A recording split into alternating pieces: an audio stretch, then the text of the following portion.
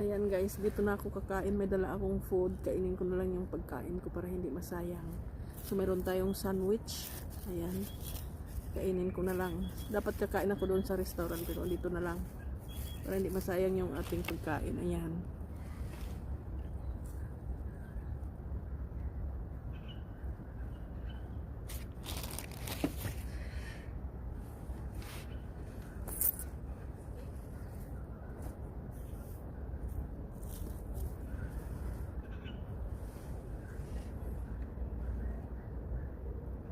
Pagod ako mga kasmal.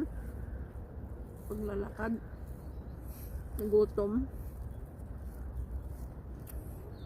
Nakalimutan ko pala may dala akong baon.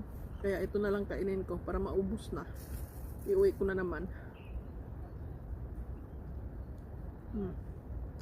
Masarap sa egg sandwich.